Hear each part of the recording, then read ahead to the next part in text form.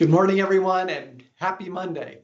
Bob Dylan wrote a song that had lyrics that went something like this: "You don't need a weatherman to know which way the wind is blowing." Well, about 5 weeks ago, we started a series on war and the markets, and you really didn't have to be a weatherman to know that the winds of war were blowing more fiercely. And so here we are. You all see what's going on in the Middle East. You know what's going on in Ukraine and Russia and the escalation actually on both fronts for both wars. And we talked about how this would affect your portfolios.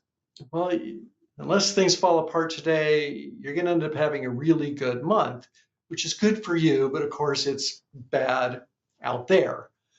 All right, well, there's another kind of war that's being waged, and this one's a financial slash currency war that we've talked about a little bit, but is about to be upon us.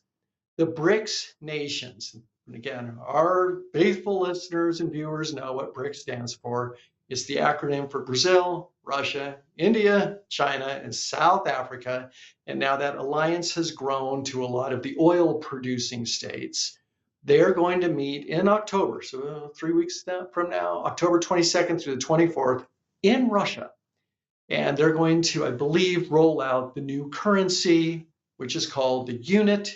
And we all know it's 40% backed by gold, 60% backed by a basket of BRICS currencies, but no other currency can be more than 30% of the basket, thus gold is the anchor. All right, well, that's part of it. You can have this currency that's going to be used for trade settlement. The key thing, though, is how do you implement it? I mean, just because you have it doesn't mean it's going to work. Well, here's what they're doing that they're going to make the sales pitch on.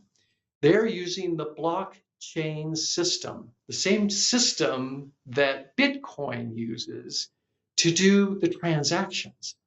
They're using also something called M-Bridge, M, and then you spell bridge. That is super modern, up to date. How do you do transactions that are super safe and super secure? And what they're going to say is not only is our currency superior because you can't just print up a bunch of units the way you print up rubles or rupees or dollars or euros. What we're going to be able to do is we're going to be able to do this without fear of hacking, without fear of someone else jumping in the middle of this and messing up your wire transfers. And so what they're going to point to is the old SWIFT system, which is what we've been using for decades, and say, hey, this is antiquated. Not only do we have a better product, we have a better implementation of the product.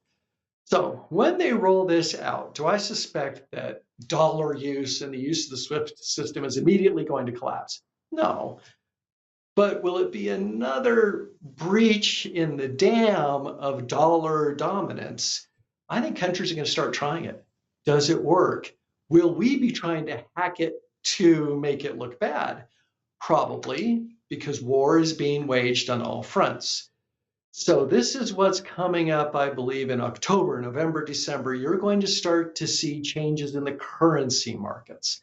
Is that good for your portfolios? Yes. Will it be volatile? Yes.